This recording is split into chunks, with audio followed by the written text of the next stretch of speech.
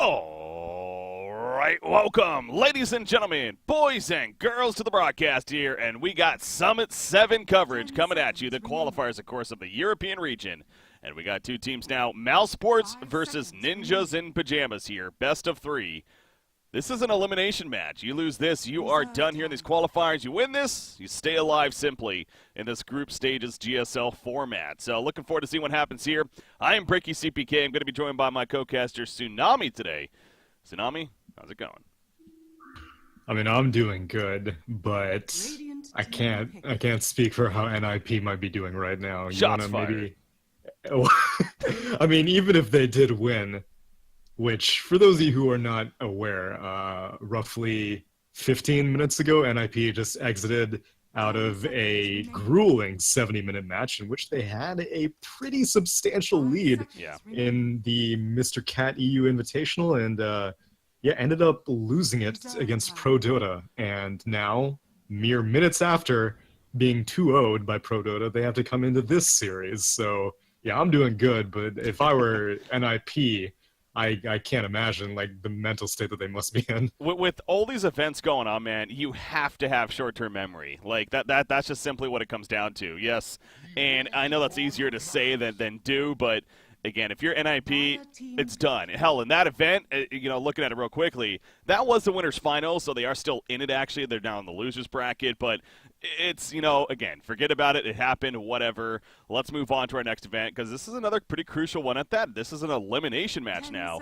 and what is the Summit 7 qualifier is a very prestigious event in itself.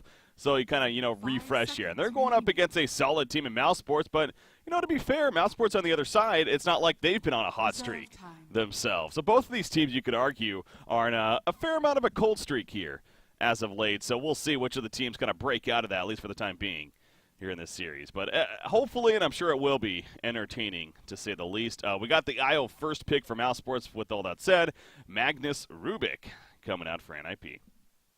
It's a little bit different draft from NIP than what they've been going for in that aforementioned series. And they're actually going to be using Mickey this time, because I know in that previous series we mentioned that they were having Boxy as their mid player. Yes. And so I guess in an elimination match, maybe sticking to their main roster.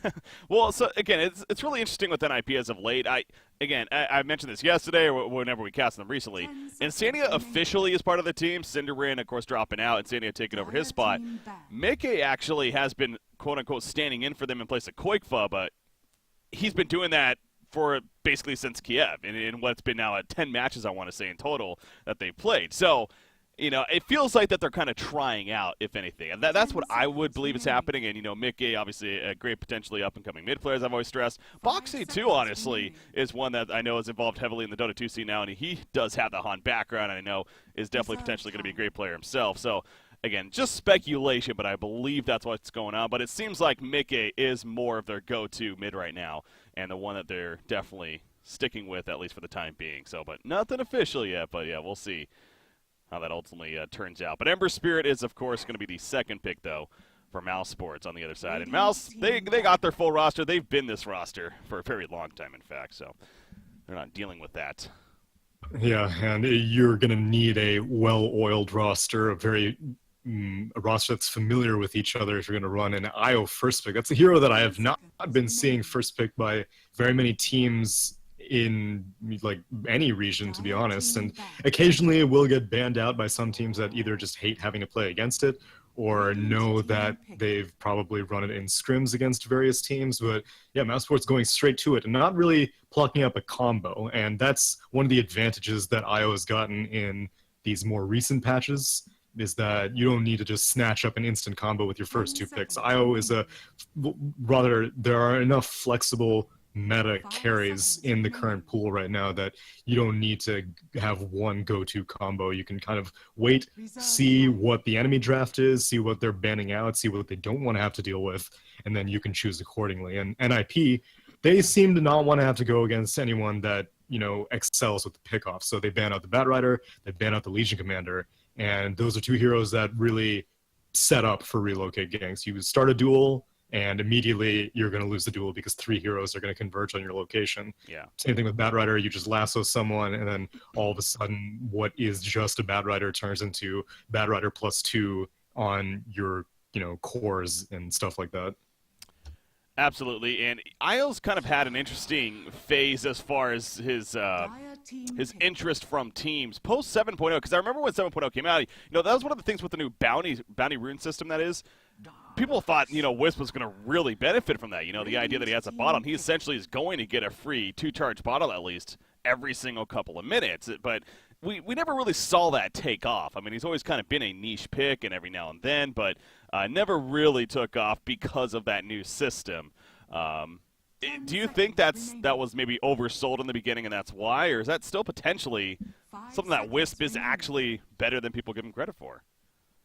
It's mainly because, yes, Wisp did benefit from it, but so did every single hero in the pool. And so the edge that Wisp had is, there will be more rune dominance, but with runes being all over the place, do you really need that kind of dominance? Because your carries don't need that constant sustain. In fact, when we've been seeing IO post 7.0, it's not the holding hands IO that we saw in years past. It was kind of like IO will, maybe help out the mid lane for a little bit, then go jungle for a little bit, then, mid game stick around with the off laner, help with pickoffs with the tether move speed, and then late game IO will link back up with the carry and be like, you remember the good old times when I used to just overcharge you permanently?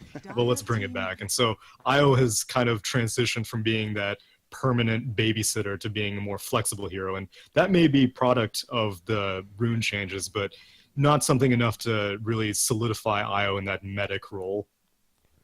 Well, we got many picks to follow now. We got the Slaughter into Darkseer. Lena coming out, so Mickey going to get his hands on Lena most likely.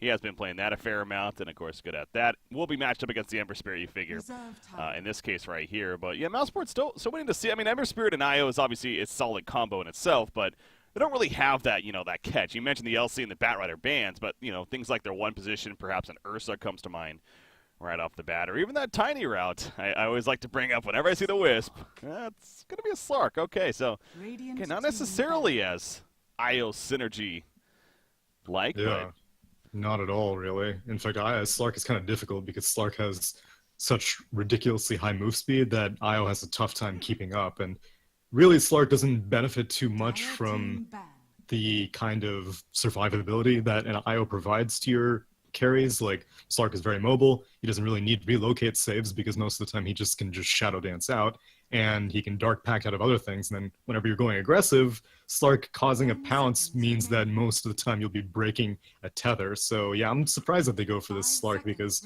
not really the kind of carry that needs an IO, let alone benefits from an IO. So I would imagine that Mousesports are going to go for some kind of off laner that, IO's definitely going to have to support the Slark, and most likely Darkseer will be jungling, but then do you really want to run a tri-lane? Unless if IO is like jungling, which we have seen some Iron Talon IOs, and that's a potential, but the problem is that Slardar is really good at invading jungles, and IO can't deal with that amount of physical damage because IO has no armor. Yeah. Yeah, I was trying to think, maybe next time more of their 4-position player, does he really have a lot of history playing IO? So I was going to search that real quickly, but they go Bane, actually, with their final pick. So, again, I can still see that kind of going either way, though, and then, wow, a snap pick Anti-Mage to finish it off. That's actually kind of interesting, considering they did that into the Bane. Bane's pretty good with that lockdown. Granted, he needs to channel, both these picks are... Like, I would have understood a snap pick Anti-Mage for most supports, but... Like, against Slark, Anti-Mage is always at the back of most drafters' minds as a carry pick because you just don't really care about what 90% of Slark's intimidation factor is. You just blink out a pounce, and everything else, Slark just isn't going to be very useful at catching an Anti-Mage and split pushing positions. But Bane can set up, and then once Bane gets a Nightmare, then you bring in the IO. But the problem is that, I guess, once you bring in the IO, Anti-Mage can just blink out unless if Bane has Fiend's Grip. Yeah. So... neither of these drafts are like NIP, and with Magnus plus Anti-Mage, that's automatically a very, very good combo. Whereas Mousesports, I don't really know. They pick all these combo heroes, like Bane is a combo hero, quote, but doesn't really have much to work with aside from relocate into Fiend's Grip. And then Io is also a combo hero, but also doesn't really have much to work with in terms of his carry potential. So yeah, I kind of prefer NIP's draft here. Yeah, I'm with you. The Bane pick, the more I'm looking at it and as you're getting at it, it seems off. Like, what is their follow-up to a Nightmare? What's their follow-up to him locking some? I mean, obviously just raw damage is, of course, good to have, but yeah, I mean, even with that Bane pick, their lockdown also does feel a little lacking. And so that anti-mage pick, now that you're really looking over the whole lineup, actually does make a lot of sense. Going to be played in the hands of Era here, I am sure. But yeah, I'm with you. I'm leaning much more towards NIP's lineup as far as just overall having a nice theme. And looking the stronger. It seems that, even the Darkseer follow-up or with this vacuum wall combo, I mean, in itself it's strong, but they don't really have that follow-up to it, He's going to vacuum people in, then what? Ember Spirit, I guess, Fire Remnants in, but... And even once you do go in, then you have to be concerned about Blink Crush following up on your vacuum or Blink RP following up on your vacuum. So there's you'll ideally get an early... I don't even know what you build on Darkseer this game because you're going to need survivability. NIP are very, very bursty with this Lina, with the Slardar. There is a lot of just like blink in and destroy a target power, and that's what Slark hates having to go up against. And so you need to keep your Slark alive, but at the same time, your initiation is kind of lacking on Mousesports if you don't get any blink daggers. And I don't know how much farm maybe next time I'm going to be able to get on this hero. I don't know if no one's built items out of Bane and Io because I want to see if Spartan goes for an Iron Talon because then maybe next time can maybe find a little bit more farm if he's supporting the Slark. But if they're running a tri-lane, like a full-on tri-lane, then this Bane's going to be very, very poor, and even the setup potential on an anti-mage is not going to come to fruition, and Bane's just going to be food for an anti-mage. Well, we're going to wait for them to reconnect here, just doing the quick old restart of the game, I'm sure, and then should be good to go here very shortly. What is our first of two best-of-threes coming at you today?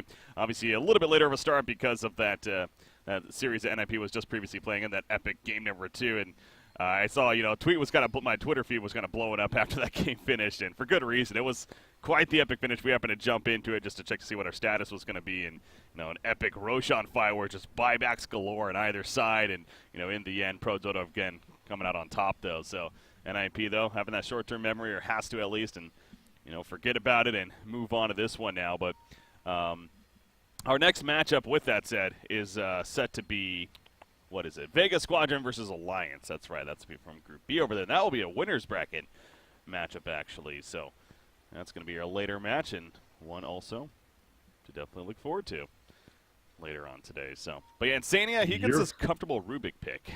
He plays this often. Yeah, it's all of NIP seem like pretty comfort picks in general. Hani is definitely an operator on Slardar. Mike, I don't know if I've seen too much of his Lina, but I know how good I know how good of his mid is in general. And the mid matchup is kind of, it's proven to be more and more Lina favored as time progresses. Ember Spirit just has a hard time recovering from the initial levels if the Lina goes super aggressive, unless if Ember Spirit has someone to roam in on the mid lane like Ogre Magi or other popular, even though Ogre's not that popular anymore, but other roamers on the mid lane like Earth Spirit. But this game, I mean, Bane is the best option, but Bane is also not really that great. He's one of the tankier supports and one of the higher damage dealing supports, but it's very slow. And again, there's nothing you can really set up with a Nightmare. Yeah. Apparently. Yeah, these Europe teams have been slugging it out today. Even Alliance was playing in that. I think it was Epicenter. Oh yeah, they're playing like right now against Na'Vi. Yeah. Yeah.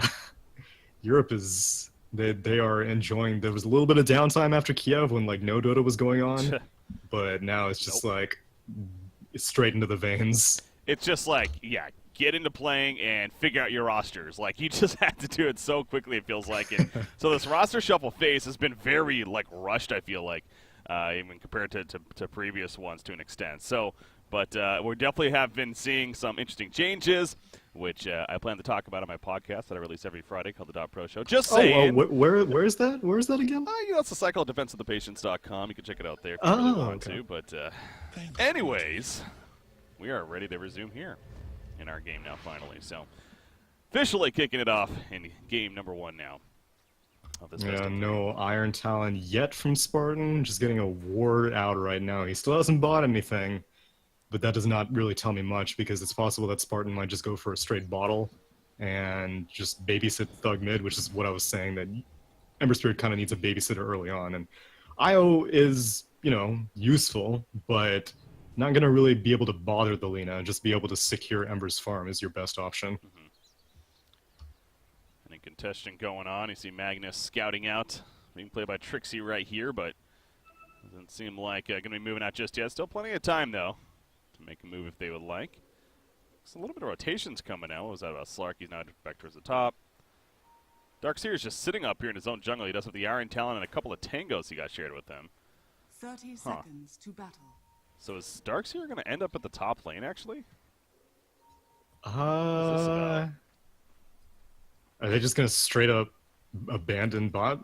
Because, I mean, Darkseer does fine against Rubik Anti-Mage. It's a little bit intimidating, but I don't think you need to go straight into the jungle, unless if he's expecting, like, heavy Slardar rotations. But I imagine that Slardar will be spending a lot of time either mid or in the offlane bothering Slark, because as it is, against a Magnus, Slark has a tough time, but if you slap a Slardar on top of that, he has an even tougher time getting farm. So, yeah, I'll be keeping my eyes on Hani. He has boots straight out the base on this Slardar, so I imagine he's going to be moving around a lot, go figure.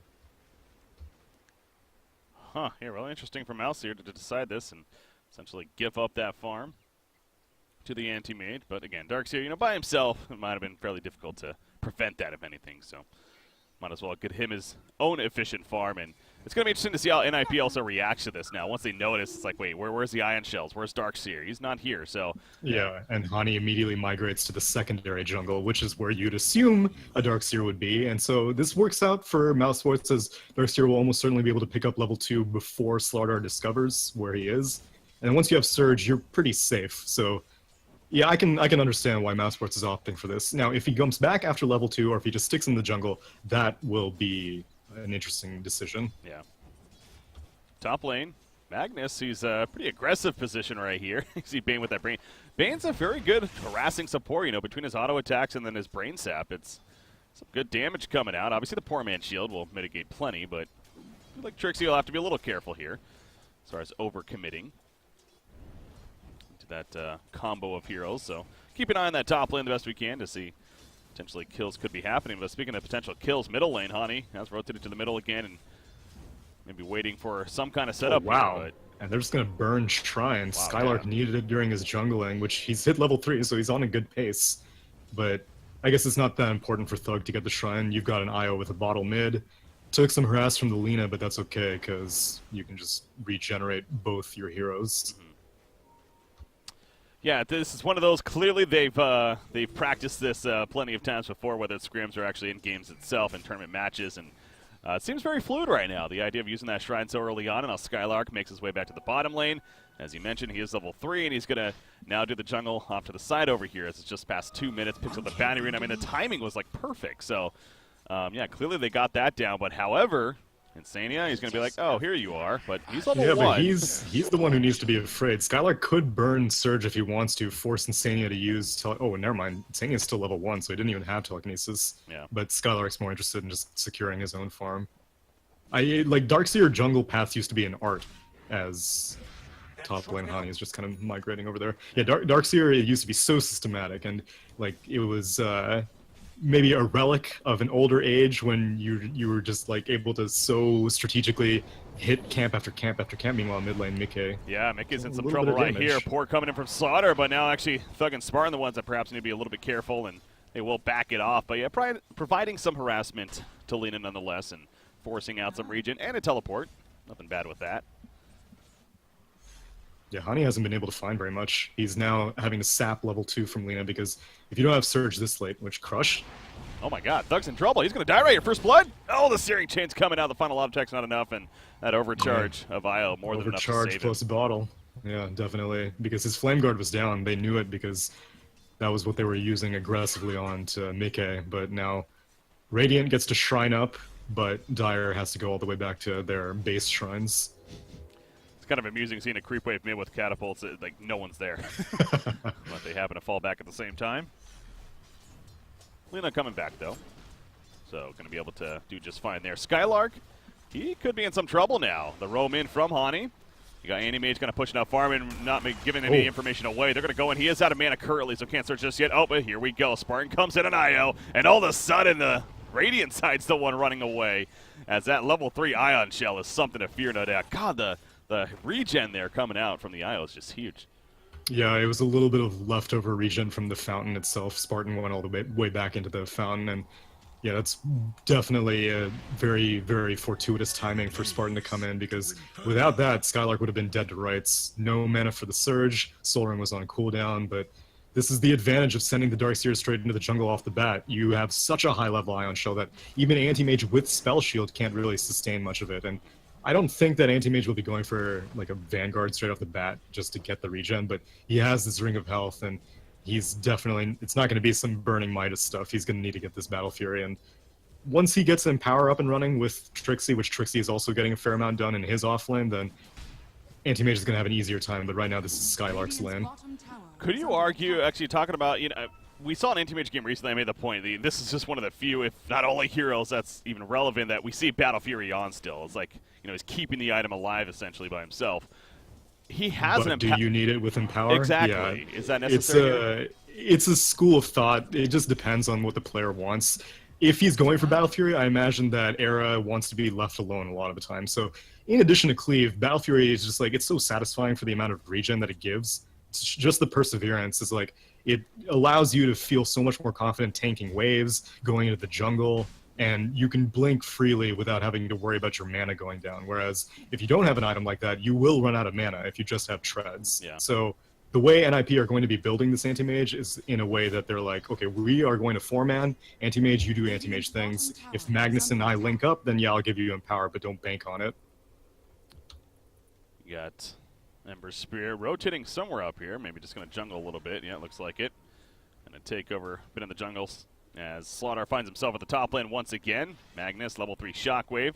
A lot of magical burst coming out. Maybe if they find this Bane right here, waiting for that 6-minute bounty, we're going to pick it up. But at what cost for him? In comes the crush, and now maybe next time.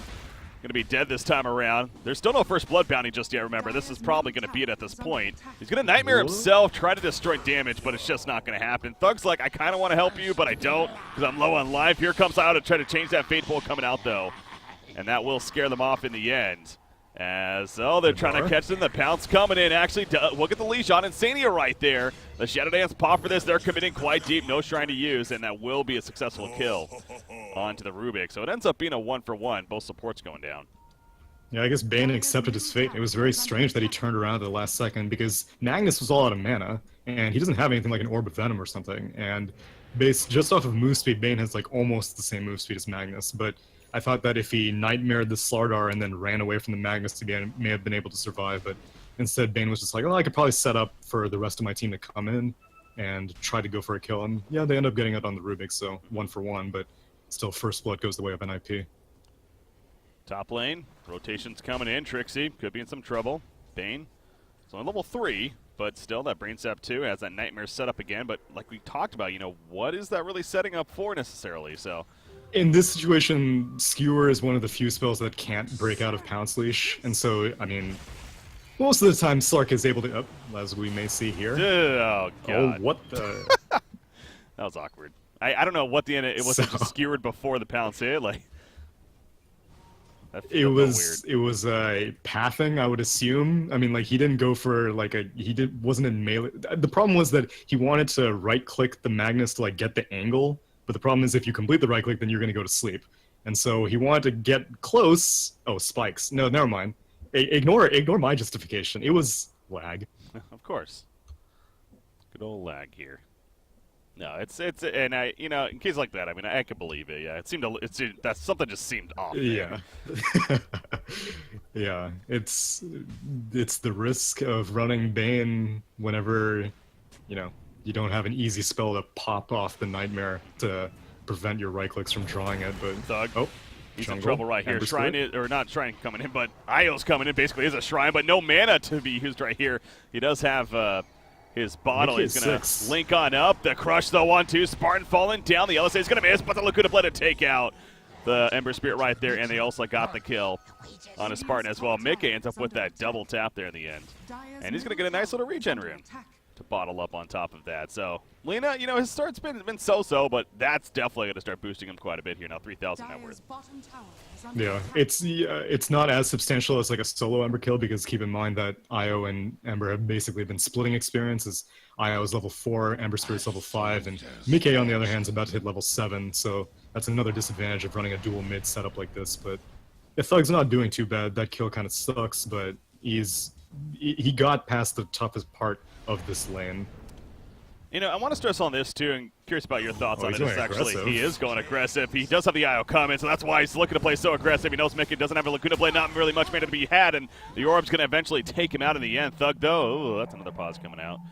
Apparently, they are lagging, as that would be my only guess as to why they're pausing here. But Thug, I mean, it's just a slaughter level 3, so yeah, I don't think he's getting this, no.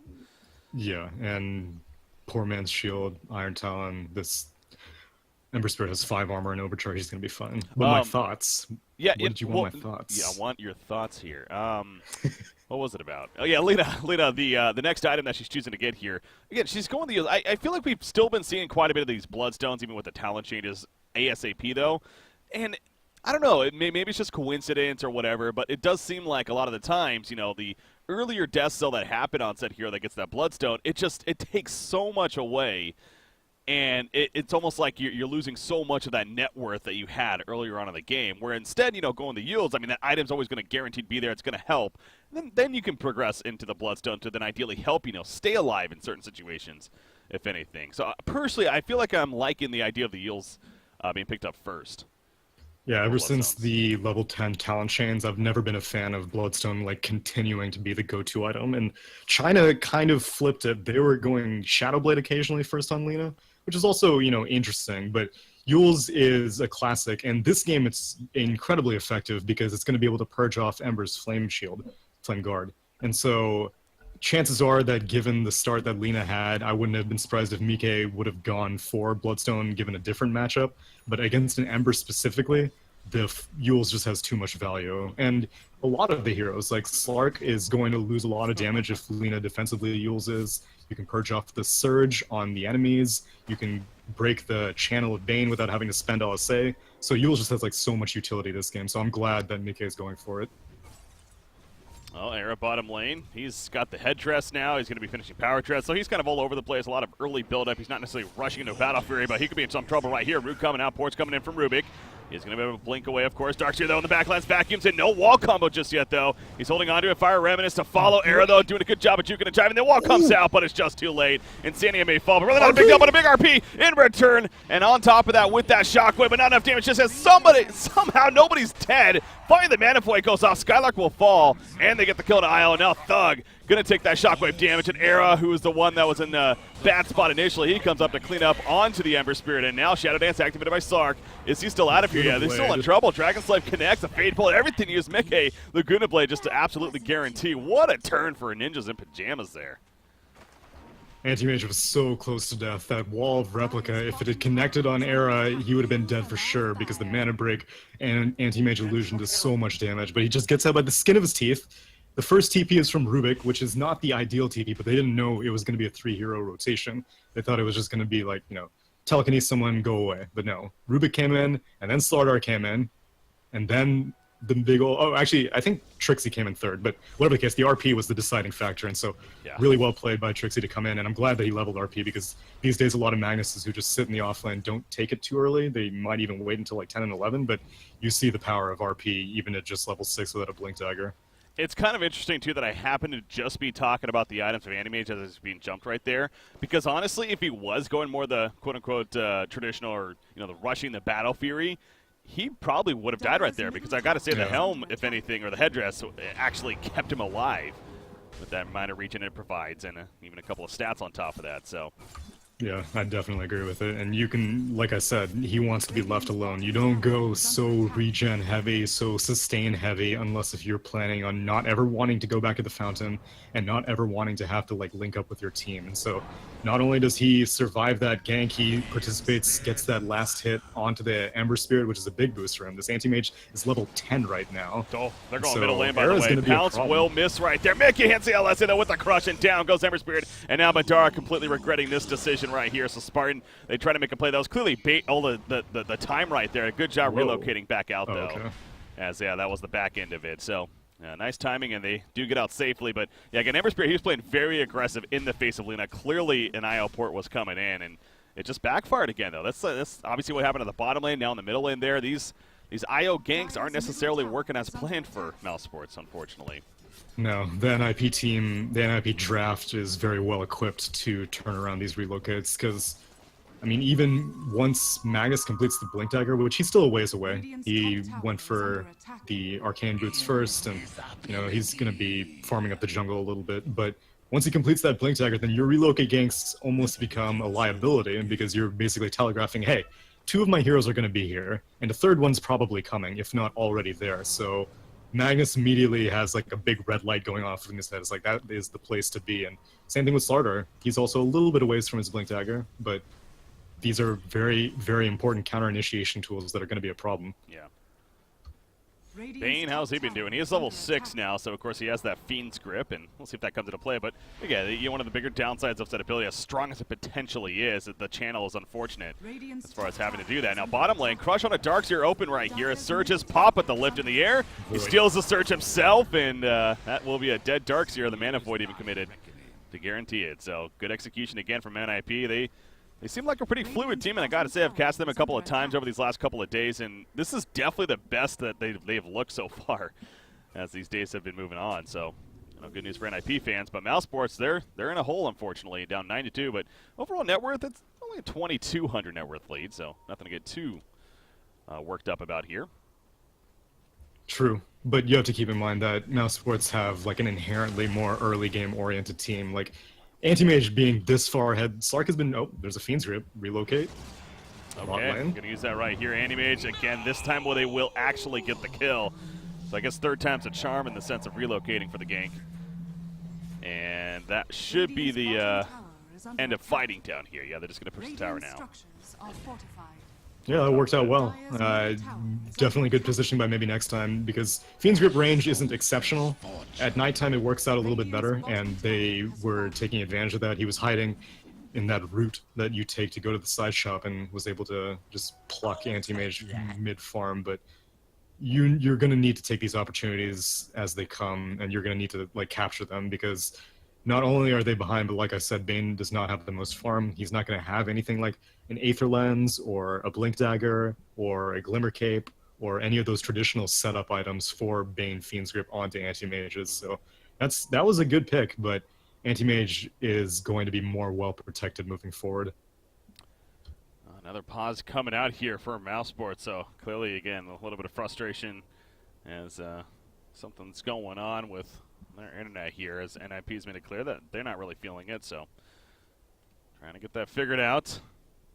Hopefully for their sake and really everyone's, even the spectator side, you just kind of hope that that's cleaned up and get a clean game here as a result. So once again, it will resume now.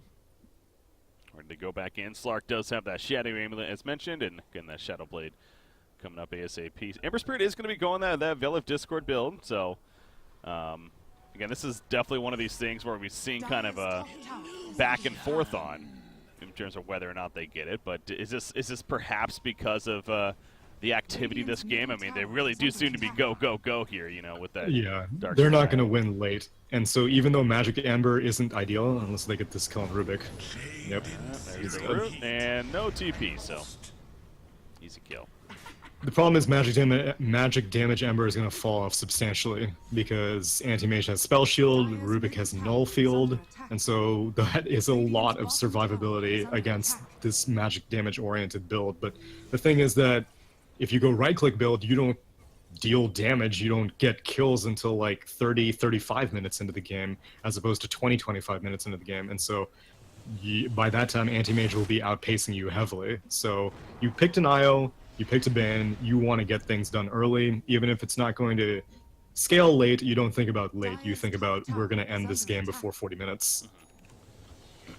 Well, Bill has been purchased now, so on the way to doing that again. The Shadowblade of Slark also going to entice that activity here of Mousesports, who traditionally they do kind of feel like a team that is a go team of sorts. You know, they like to fight constantly, and looking to do that yet again right here. How about, speaking of that, the Lina? So not only does he get the Yules, but he actually does have that Shadowblade queued up. You're talking about that in the Chinese region at least. Perhaps that's one of the more popular pickups on these Linas, and Mickey maybe watching some Chinese Dota here. Picking up on that. It's going to provide good initiation, because right now NIP, I mean, they have solid initiation once these Blink Daggers come up and running, but then you kind of need the damage to follow up.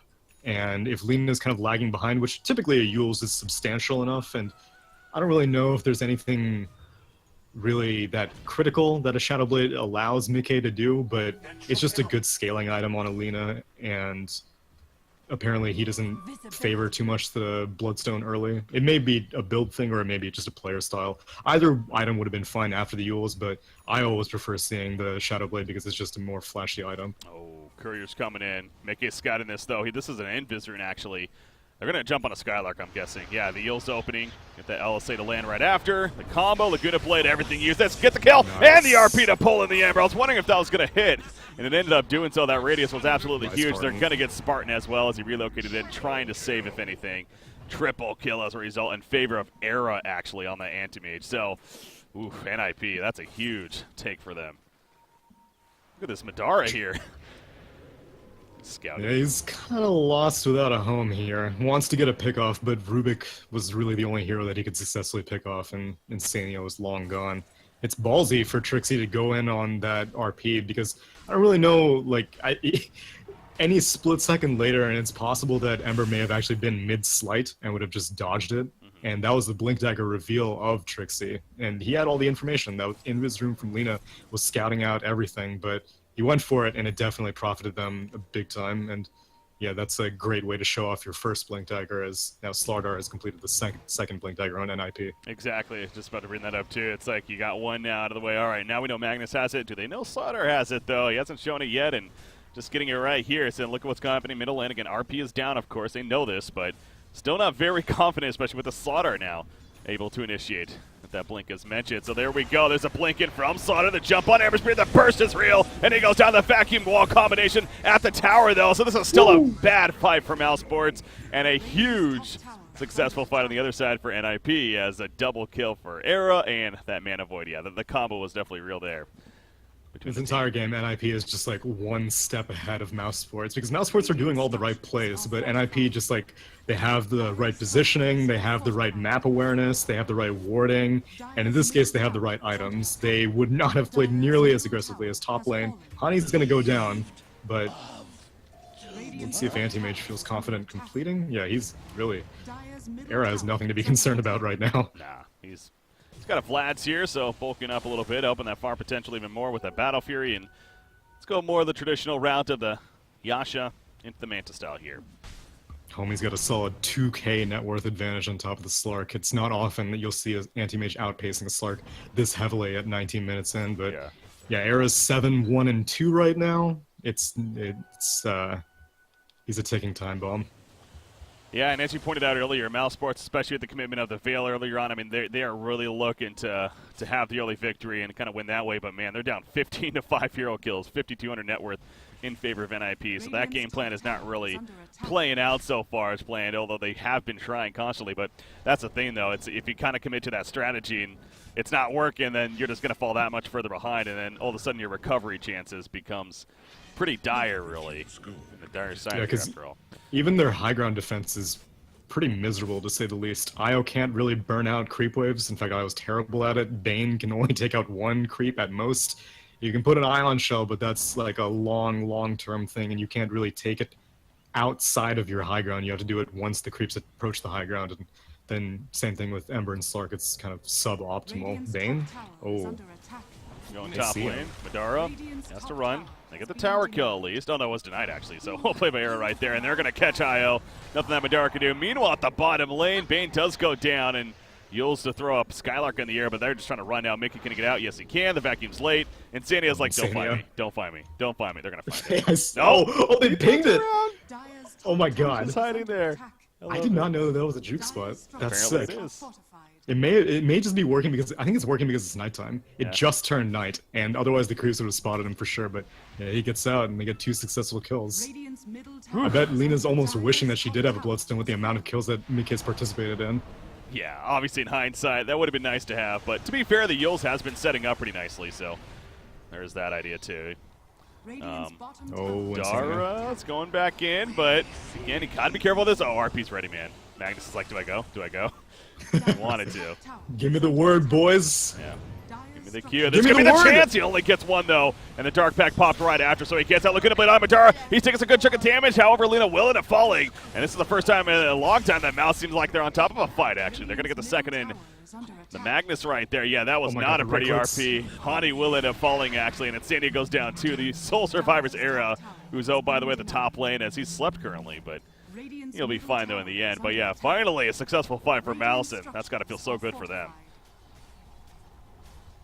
Middle tower You can't push. really get away with these single hero RPs now. I mean, he almost had the 2 hero RP. If he had managed to get Thug also, that would have guaranteed been a 1 fight for an IP. But he got a little bit too overzealous. He saw the opportunity on Sark. Possibly he was fearing for... Oh, Era? Might?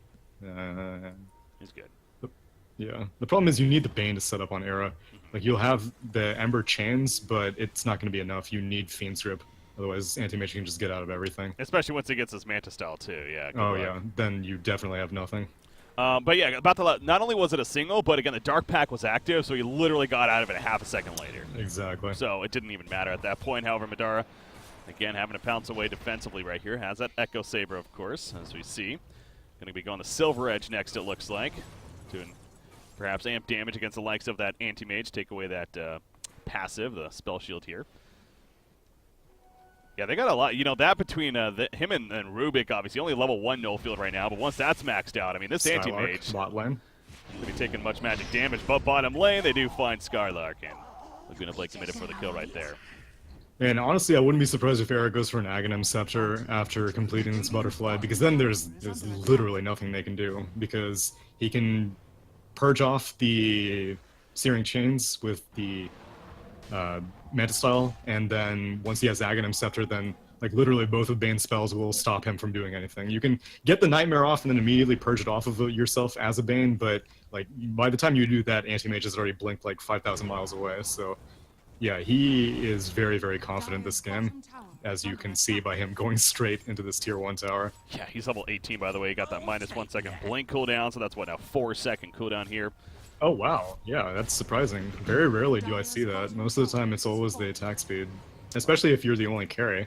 Nice the mobility here in Maybe this next case. time? Going to be slept, but Hani going in on him maybe next time. Will be countered though. The Brain Sap comes out. Meanwhile, we see Magnus use the RP, brings him in with a skewer, and they just both melt the IO and the Oh, man, Bane stolen right Fiend's there. The Grip. Laguna Blade actually takes out the Sark as well. And yeah, you mentioned he stole the Fiend Script actually, so using that to help lock down to guarantee some kills. Down goes Amber Spirit, Darkseer, the Soul Survivor, this time around on Mousesports, but a very clean fight for NIP, and they're going to keep this push going now. Anti-Mage, that Manta style in full, being finished. They got really lucky. Mike got a follow-up, or rather Trixie was able to get 2 heroes with the skewer. He only was able to successfully RP the IO, but while kebabbing 2 heroes, brought them into a Mike LSA, and if Mike didn't connect that LSA, again, we would have seen a repeat of that mid lane fight, but with that LSA locking down the Slark long enough, and then Rubik stealing the Fiend's Grip, which there's literally nothing Banes can do about that unless you get like a Linken's or the Glimmer Cape or the Aether Lens, like I said, True. to maybe be out of range, but this is a very, very poor Bane, and he's working on the Glimmer Cape, but it's a long ways away, and a lot of damage has already been done since Darkseer was basically out of commission for that fight during the Rubik's stolen Fiend's Grip.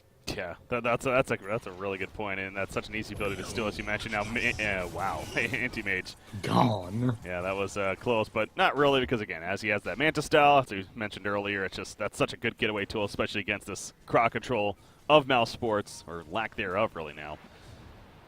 already was lacking. So, yeah, this anti-mage is going to be so difficult. That on top of the -1 second blink cooldown as we were just talking about before that fight. So this is a very mobile, very slippery anti-mage as he tends to be. And now he's going to have a Basher next in line, so his aggressive powers, his offensive powers even, are going to be also pretty scary. That with the Empower buff to top it all off from the Magnus here. Yeah, he demolishes targets in no time at all. They may think about doing Roche soon. Trixie has RP in about 5 seconds, and the team fight potential of Mousesports is still intimidating. You always have to be concerned about Blink Vacuum and relocate follow-up, or not Blink Vacuum, as Skylark did not go for Blink Dagger. He's actually going pure survivability, which I can understand, but yeah, the team fight is still intimidating for Mouse, assuming they get the good initiation that they want, but Trixie is making that increasingly difficult. Again, like, we're only seeing 1 hero RPs, and yet NIP is still confidently winning these fights.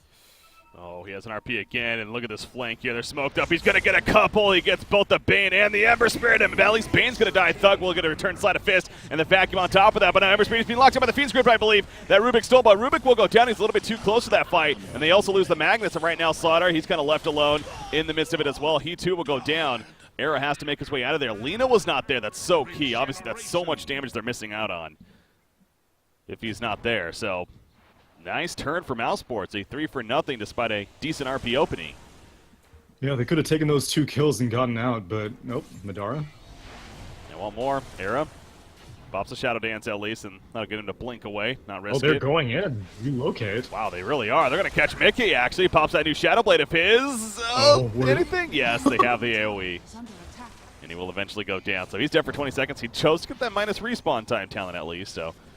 He's going to be up pretty quickly here. Radiant structures are fortified. Despite no Bloodstone. Yeah, Mousesports, it was, I don't really know if that Bane buyback was necessary, but it was a good idea for them to actually take the fight. Usually after you just blow 2 heroes like that, you're like, oh god, we need to panic and run, but they stick around. Trixie is going to get Fiend's Gripped. He tried to skewer somebody in, but now actually Sark is in trouble. Yeah, he mentioned the Fiend's Grip again, stolen though, and there goes a kill onto Sark. However, Fiend's Grip's still on a cooldown for the Rubik, but it doesn't matter in this case. Isle's picked off, and Mousesports definitely overstaying their welcome. Down goes the Bane as well. Nice bash proc coming out from Era, and they're going to chase us still. Ember Spirit has that Remnant. Nice Searing Chains, and he's going to go zip-zap around. He's seen, though. Still needs to run. He has no Remnants. Mike has Shadow Blade in 5 seconds. Blink. Oh, they're going to keep going. Slaughter. Yeah, wait for crush. Oh, he will catch it just on the outskirts. And that should be a dead Ember now. Skewer forward, and down he goes. A great pursuit from NIP. Just when it seems like Mouse, you know, they finally win like a decent fight. Just like before, NIP comes back in the next one, though, and comes back even stronger, it feels like. Anti-Mage is too large. He is like 6k net worth on top of the Slark. And if you had killed the Anti-Mage, then you would have been able to get a lot of work done. But if AM is up, then that means that he doesn't have to wait for his extremely long respawn, because he's level 21 right now. If they had managed to pick him off, then there's no way NIP would have felt confident for that retaliation near their mid-tier 2. But Trixie was like, whatever, let's go for it. Misses Skewer, get Fiend Script, doesn't matter. Our Anti-Mage is devastatingly large. Now has Aegis on top of that. You can take a good portion of fights, and NIP are a solid 11k net worth up in general. So yeah, one lost fight here and there. It's not that dramatic, but their high ground siege is where it's going to have to really show how strong they are. Ooh, top lane. Remember, he has a Fiend's man, Grip on Fiend's Rubik. Grip. There we go. He's going to use it right here, locking down the Slark. Slark immobile as a result. However, the relocate out, well played by the IO. He was ready to go. So yeah, the follow-up damage just wasn't enough. Isle's going to be ported back, though, and that could get interesting. He will have a leash to use. Nikkei's waiting. I want to say he tried to time it.